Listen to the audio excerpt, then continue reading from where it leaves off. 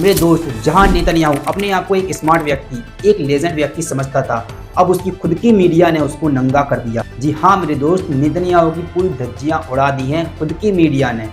एक और पूरी दुनिया उसके ऊपर धुतकार रही है, पूरी दुनिया उससे नफरत करने लगी है, सिर्फ कुछ अंधभक्तों को छोड़कर।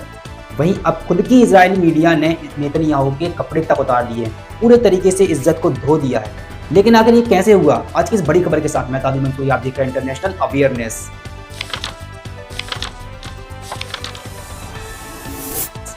देखो, ये तो होना ही था, क्योंकि इजराइल और नेतन्याहू सरकार लगातार गाजा के बच्चों को मार रही है, मासूमों को मार रही है। इसी बीच आईडीएफ के सैनिकों ने, यानी इजराइल की जो सेना है उसके सैनिकों ने गाजा के अंदर जो बंदी बनाए गए हैं उसके खुद के ही लोग गलती से 3 नागरिकों को मार दिया है।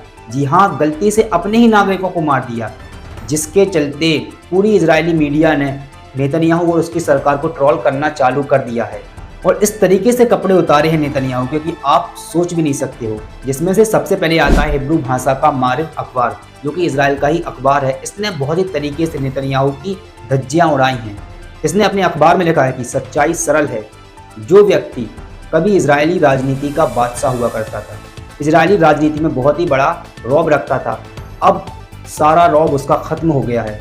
नेतन्याहू एक ऐसा व्यक्ति है जिसे दूसरे देश से हर वक्त दुश्मनी लेनी पड़ती है, जिसके चलते लोगों को लगातार डराया जाता है और खुद मुक्त रूप से उनके ऊपर शासन करना चाहता है। लेकिन अब ये सब कुछ खत्म हो गया है और नेतन्याहू की सारी पोल खुल गई है।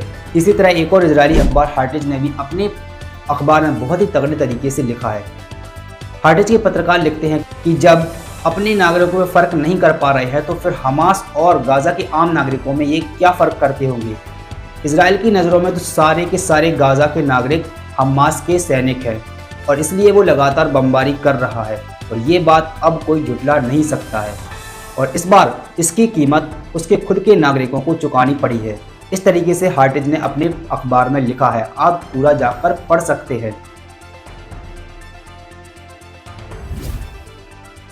वहीं द टाइम्स ऑफ इजराइल ने भी बहुत ही अच्छे तरीके से अपने अखबार में लिखा है कि जो गाजा के अंदर इजराइल के नागरिक कैदी हैं, अब वो और ज़्यादा डर रहे हैं। उनके परिवार वाले और ज़्यादा उनके अंदर डर बैठ गया है कि अगर हम इस कैद से आगे भागते हैं तो कहीं हमारे ही सैनिक हमें ना मार दें, जिसके चलते वो अपने आप को हमास के कैद में ही सेफ मान रहे हैं।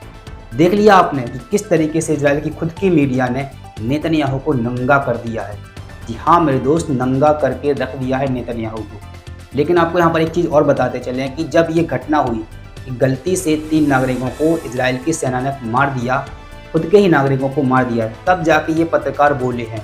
लेकिन अभी भी इजराइल की जो मीडिया है वो तरीके से काम नहीं कर रही है। जो गाजा के अंदर हो रहा है वो बिल्कुल भी दिखाना नहीं चाहती है और ना ही पत्रकार अपना काम ढंग से कर रहे हैं। बहरहाल कुछ भी हुआ हो, लेकिन अब इजराइल की मीडिया को बोलना ही पड़ा और अपनी सरकार की ही धज्जियां उड़ानी पड़ी, क्योंकि गलती जब होती है ना तो फिर कोई छुपा नहीं सकता।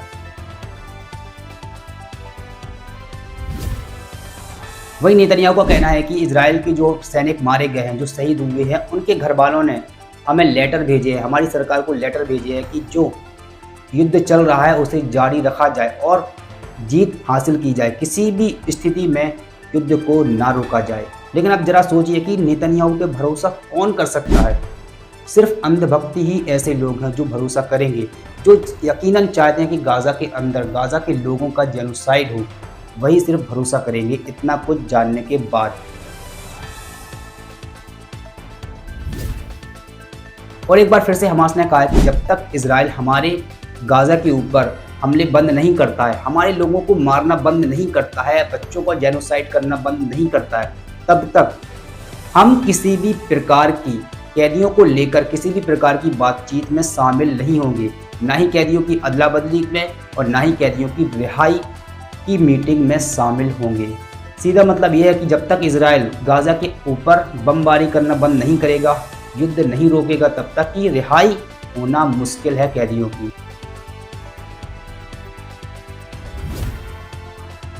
वहीं इजरायली प्रधानमंत्री के कार्यालय से एक बहुत बड़ा बयान आया है, जिसमें उन्होंने कहा है कि इजराइल और गाजा के मध्य जो एक रास्ता जाता है उसको खोल दिया गया है सहायता के ट्रकों को अंदर जाने के लिए। आपको बताते चले कि युद्ध शुरू होने के बाद यह पहली बार हुआ है जब करीम अबू सलेम, जिसे इजराइल में कैरम शालोम कहा जाता है, उस रास्ते को खोल दिया है सहायता ट्रकों को अंदर जाने के लिए।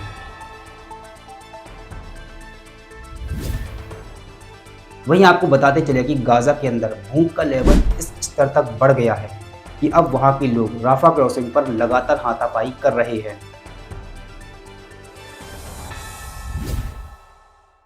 और वहीं WHO ने भी अल शिफा अस्पताल को लेकर चेतावनी दी है। उन्होंने कहा है कि अल शिफा अस्पताल के चारों ओर सिर्फ खून खराबा है। चारों ओर देखो, जहां देखो मरीज लाशें पड़ी है, मरीज पड़े हैं, सिर्फ खून ही खून दिख रहा है। ईंधन और ऑक्सीजन की कमी के कारण सारे ऑपरेशन थिएटर रूम बंद हो गए हैं, ICU रूम बंद हो गए हैं और जल्द से जल्द इनकी पुनर्जीवन के लिए सुविधाएं बहाल करना जरूरी है। आवश्यक है कि जल्द से जल्द इसकी व्यवस्था वापस से सही की जाए।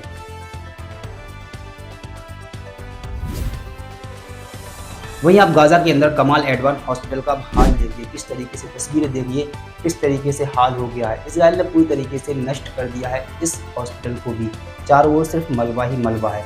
बहरहाल आज की रिपोर्ट में बस इतना ही। बने रहिए इंटरनेशनल अवेयरनेस के साथ। अगर रिपोर्ट पसंद आई है तो दिल से इस रिपोर्ट को आगे शेयर जरूर कीजिए अपने दोस्तों के साथ, ताकि उनको भी गाजा का हाल पता चले और नेतन्याहू की जो अभी धज्जियां उड़ी हैं उसके बारे में भी उनको पता चले। तब तक के लिए जय हिंद।